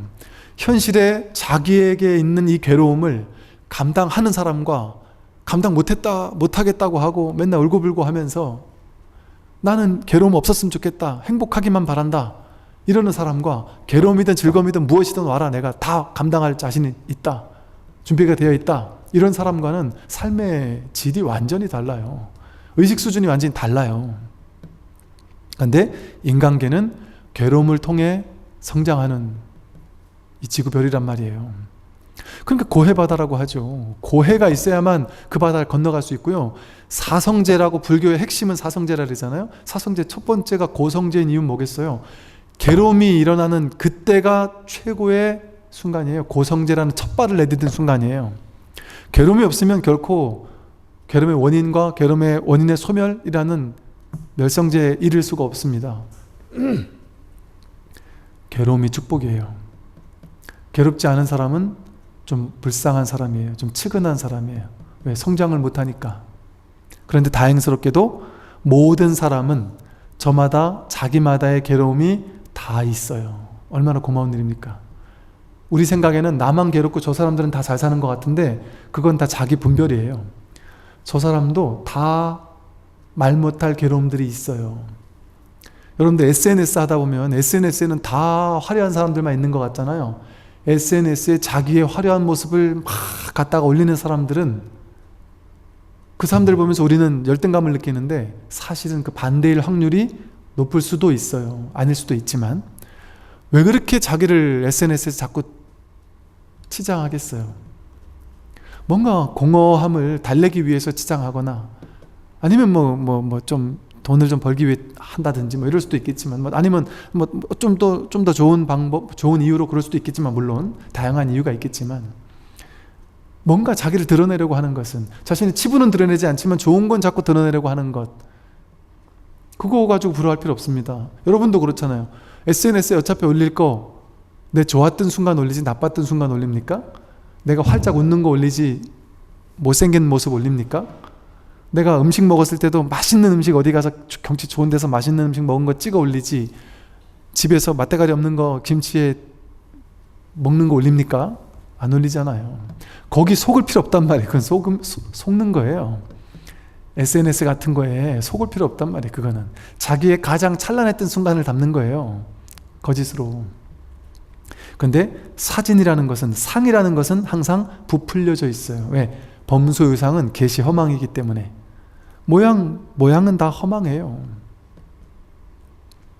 그럼 거기 속을 필요 없습니다. 남들에게 속을 필요 없으니까 남들과 나를 비교할 필요가 없습니다. 그냥 내가 살고 있는 나의 인생, 내가 지금 처해 있는 이 인생, 그것이 아무리 괴로울지라도, 괴로우면 괴로운 대로, 행복하면 행복한 대로, 넉넉하면 넉넉한 대로, 부족하면 부족한 대로 최선을 다해서 무엇이든 노력은 하지만 되면 좋고 안 되면 말고, 난 노는 거다. 놀기 위해 돈 번다. 놀이하면서 돈 버는 건 좋단 말이에요. 놀이하듯이 돈 벌면 더 잘 벌리고, 놀이하듯이 일하고,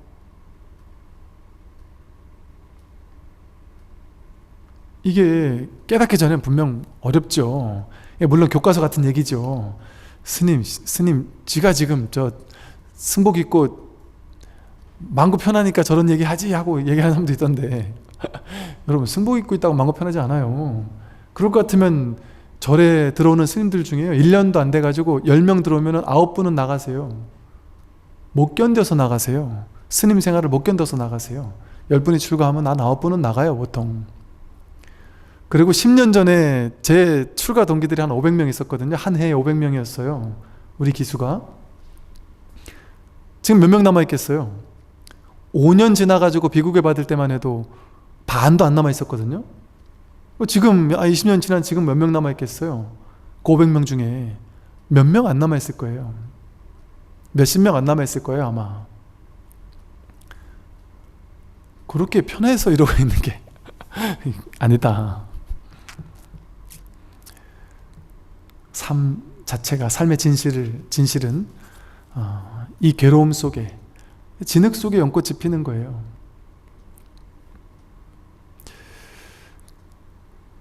마치 나무를 비벼서 불을 얻는 것과 같이 진흙에서도 붉은 연꽃은 반드시 피어난다 이러잖아요. 나무에는 불이 없잖아요. 근데 나무를 비비면 불이 나잖아요. 여러분에게는 꼭 부처가 없는 것 같아요. 제가 생활 속에서는 부처가 없는 것 같아요. 출가해야지만 부처가 있을 것 같지만 아니란 말이에요. 열심히 나무를 비벼주면 불이 나듯이, 또 진흙 속에서 연꽃이 피듯이 이 괴로운 속에서, 이 세속적인 괴로운 한가운데에서 연꽃을 피워내야 된단 말이에요. 여러분이 연꽃을 피워내는 게 아닙니다. 사실은 이미 피어있는 연꽃을 확인해야 된단 말이에요. 그 연꽃은 보지 않고 그 진흙만 쳐다보고 살 것이 아니라 본래 피어있는 한 송이 연꽃을 확인해야 된다. 입에는 쓴 것이 좋은 약이 되듯이 진실한 충언은 귀에 거슬린다. 이 세속을 살 때, 이 세상을 살 때 우리를 힘들게 하는 게 뭐겠어요? 남들의 말이에요. 말. 남들이 나한테 욕할 때, 힘들게 할 때, 괴롭힐 때, 말로 상처 줄 때, 그때 막 절망하고 괴로워하고 아파하고, 또 비교할 때 망어, 양설, 악구, 이런 다양한 말에 의해서 영향을 받고 괴로워한단 말이죠. 근데 그건 그냥 말일 뿐이에요. 소리파장일 뿐입니다. 그들이 어떤 얘기를 하더라도 그 속에서, 그 충고 속에서, 그들이 하는 말 속에서 내가 배우고 깨달아야 할 충고를 그냥 나는 수확하기만 하면 돼요. 귀에 거슬리는 말이라 할지라도 그 속에서 내가 받을 수 있는 그것을 그냥 받아서 소화시키기만 하면 됩니다. 그러니까 입에는 쓴 게 좋은 약이 되듯이, 사실은 나를 막 괴롭힌 사람의 괴롭힌 말도 내가 지혜롭게만 받을 수 있으면 그게 아주 아름다운 말로서 나를 변화시킬 수 있습니다. 연예인들이 옛날에 무슨 연습생 시절에 야, 니 그래가지고 되겠어 하면서 막 아주 심하게 욕하던 사람들 때문에 내가 바들바들 떨면서 내가 분노에 젖어서 내가 저놈한테 보여주리라 하는 마음으로 정말 막 열심히 했다 이러잖아요. 그게 반드시 좋은 건 아니지만 어쨌든 그것 때문에 자기 인생이 바뀔 수도 있단 말이에요. 알 수 없단 말이에요. 삶은 알 수 없습니다. 그러니까 겉으로 봤을 때는 그게 나를 욕하는 것일지 모르겠지만 그런 일이 일어나는 이유는 뭐겠습니까? 내가 거기서 배울 수 있단 말이에요. 거기서 깨달을 수 있단 말입니다. 그걸 통해 성장할 수 있다. 그러면 돼요. 괴로움 속에서 연꽃을 피워내기만 하면 되지. 그 괴로움에 일일이 내가 반응할 필요 없습니다. 반응할 필요 없죠. 말에 뭐하러 일일이 다 끄달려가요. 그건 말이구나 하고 말의 파장이구나 하고 안 끌려가면 돼요. 말에 안 끌려갈 수 있을까요? 없을까요?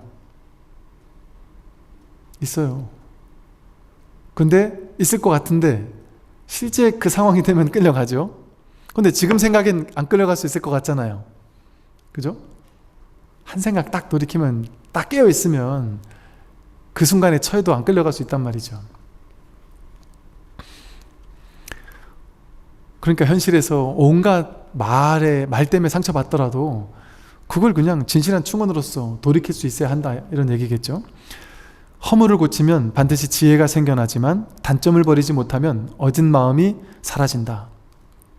내 허물이 있다면, 누군가가 나에게 허물을 지적해 주는 게 있다면 그 허물을 통해서 내가 지혜를 증득할 수가 있습니다. 내가 문제라고 여겨지면 나는 이 나이 먹고서 절대 못해요, 이런 얘기 많이 하시더라고요. 연세가 드시면 드실수록 이 나이까지 이렇게 살아왔는데 어찌 그걸 바꿔요 하고 안 바꿔도 되는데 그것이 누군가를 힘들게 하고 누군가를 상처 주게 한다면 그 생각만 바꾸면 됩니다. 그 실제 바꾸긴 어려울 수 있어요. 근데 나는 못 바꿔요, 이 나이도록 이렇게 해왔는데 어떻게 바꿉니까? 하는 그 생각만 바꾸면 된다. 현실을 안 바꿔도 돼요. 왜 그럴까요? 나는 죽어도 못 바꿔 하는 그 생각 때문에 못 바꾸거든요. 왜? 내가 이미 결정 지어놨잖아요. 나는 못 바꿔, 바꾸기도 쉽지도 않고. 그걸 규정 지어놨어요. 나는 50년, 60년, 70년 가져온 나쁜 버릇인데 어떻게 바꾸겠어? 나는 못해. 이렇게 스스로 규정 지니까, 스스로 자기를 규정 지니까 자기 마음대로 된 거예요. 못 바꾸는 현실로. 근데 현실을 안 바꿔도 된단 말이에요. 유의 조작할 필요 없다. 마음만 바꾸면 된단 말이에요. 나 70년 동안 50년 동안 이 습관 가져왔지만 이게 나쁘다면 난 바꾸겠다. 바꿀 수 있다.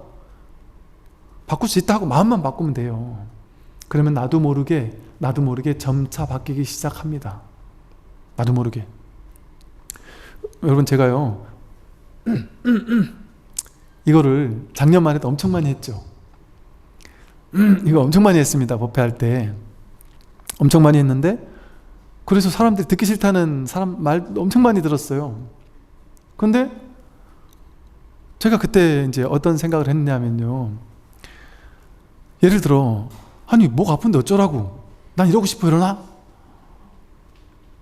이렇게 얘기하면서, 이거는 원래 내 목이 아파. 근데 20년 전부터 목이 아팠어요. 저는 20년 전부터 아파가지고 못 고친다고 생각할 수도 있어요. 근데 20년 동안 계속 이랬어요. 10년 전 영상을 지금 들어봐도 여전히 하고 있으니까 그땐 지금보다 더 심하게 하더라고요. 근데 그 얘기를 듣고 제가 제 영상을 보니까 진짜 좀 거슬리더라고요. 그래서 바꿔야 되겠다 하고 마음만 먹었어요. 근데 바꿀 수 있을지는 몰랐어요. 왜? 20년 동안 목이 아팠는데 이거 어떻게 바꿀 수 있겠어요? 안 되겠지. 그런데 바꾸는 게 좋겠는데, 내가 아무리 봐도 바꾸는 게 좋겠는데 바꿀 수 있을 거야 하고 바꿔야지 하고 한 마음만 냈어요. 그냥 마음만 냈어요. 마음속에서 흔연하게 바꿔지면 좋고 아니면 어쩔 수 없고, 그러나 바꿔보자. 근데 제가 바꾸려고 노력을 했느냐? 노력은 별로 안 했어요. 그다지 많이는 안 했어요. 왜냐면 뭐 노력할 게 뭐가 있습니까? 아프면 그냥 어쩔 수 없는 거잖아요.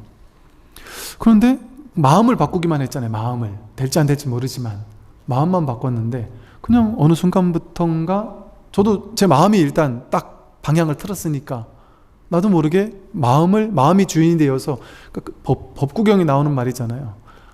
마음이 주인이 되어서 뒤따른다. 현실이 뒤따른다 이러거든요. 마음이 삶의 주인이다 이런단 말이에요. 그래서 마음을 바꾸면 나머지는 뒤따른다. 현실은 뒤따라가 갈 수 있어요. 그래서 안 된다는 생각을 먼저 가지면 그게 안 되겠지만, 그걸 억지로 바꾸려고 하면 힘들잖아요. 바꾸려고 하지 마라. 그건 유의 조작이니까. 안 되는 거 바꾸려고 한다고 바꿔집니까? 안 되죠. 그러니까 바꾸지 않아도 좋다. 그런데 나는 바꾸려고 마음은 내겠다. 그것만 해도 바꿀 수 있는 첫 단추를 끼는 거예요. 제가 아는 많은 분들은 50년, 60년, 70년 가져왔던 고질적인 습관 바꾸셨다니까요. 어떤 거사님이, 보살님을 그렇게 괴롭히던 거사님이 60세 되실 때까지 한 40년 괴롭히셨겠네요. 40년을 보살님을 그렇게 괴롭혀서 그 보살님은 나는 진짜 황혼 이혼해야지 하고, 이 나이 돼서라도 내가 이혼해야지, 계속 그 생각만 하고 사셨다는 거예요.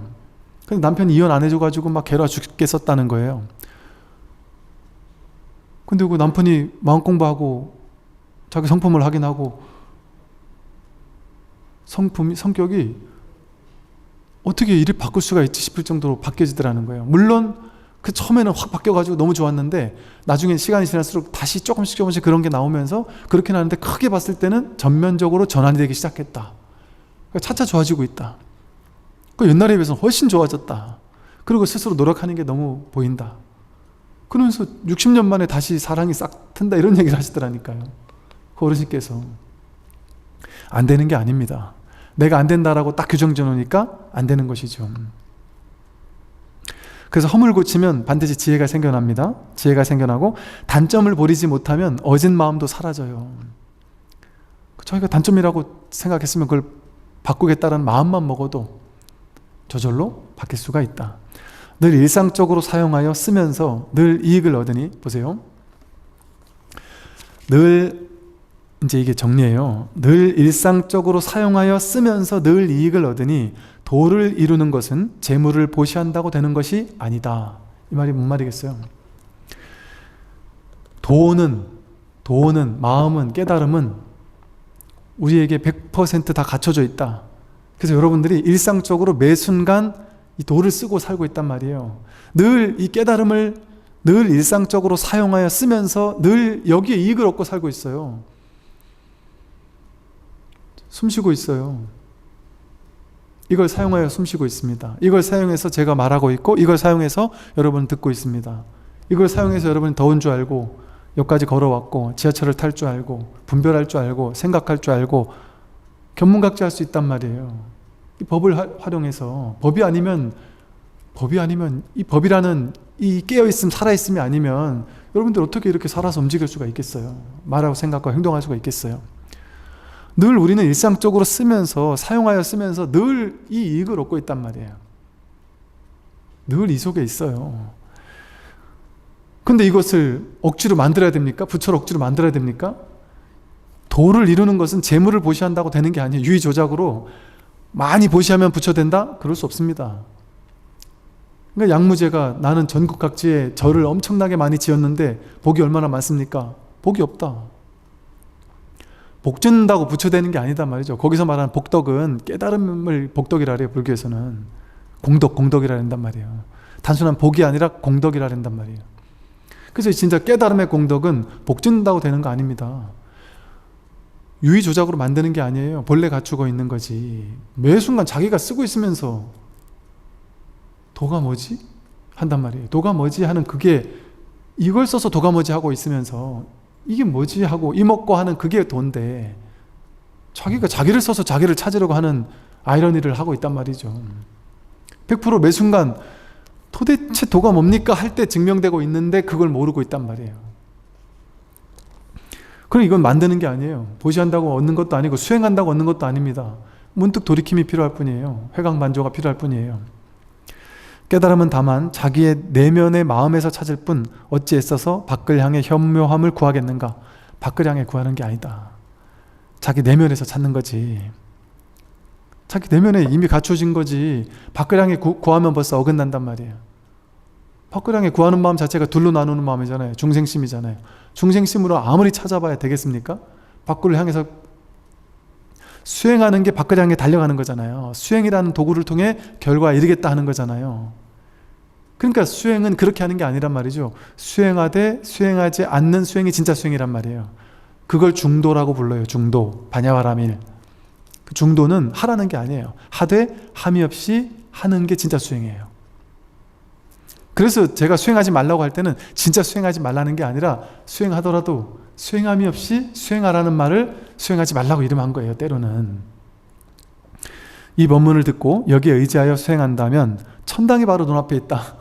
천당이 바로 눈앞에 있죠. 지금 눈앞에 목전에 법이 있어요. 부처가 있어요. 극락세계가 눈앞에 있어요. 열반 해탈이 눈앞에 있단 말이에요. 해능대사께서 거듭 말씀하셨다. 선지식들이여, 모두 이 개성에 의지하여 수행해서 자성을 보고 곧장 불도를 이루되 법을 상대로 놓고 대상화하지 마십시오. 법을 찾으려고 하는 마음은 벌써 법을 상대로 놓고 대상화하는 마음이잖아요. 그럼 이 찾는 마음이 법인데 대상화하는 마음을 가지면 벌써 어긋나니까, 대중들은 이제 그만 흩어지십시오. 저 또한 조계로 돌아갈 것이니 대중들에게 만약 의심이 생긴다면 찾아와 질문하십시오. 그때 자사와 관료들과 법회에 참석했던 남녀 신도들이 각각 깨달음을 얻어 신수봉행하였다. 믿고 받들어 행하였다 하는 것이죠. 네, 오늘 여기까지 해서 다음 시간에 이제 다음 부분을 하도록 하겠습니다. 오늘 오랜 시간 들으신다고 수고 많으셨습니다. 우리 보니까 유튜브에서 지금 듣고 계시는, 아마도 실시간으로 하고 있으니까 실시간으로 막 채팅창에서 막 이렇게 함께 하던 몇 분이나 계신지 모르겠지만 함께 하던 많은 분들, 이렇게 1시간 반 동안 오랜 시간 함께 해주셔서 감사드리고, 이렇게 우리 여기 안에는 몇 명 안 계시지만 이렇게 또 많은 분들이 함께 하니까 또 나름의 의미가 있는 것 같습니다. 예, 모두들 행복한 하루 되시기 바랍니다. 예, 승불하십시오.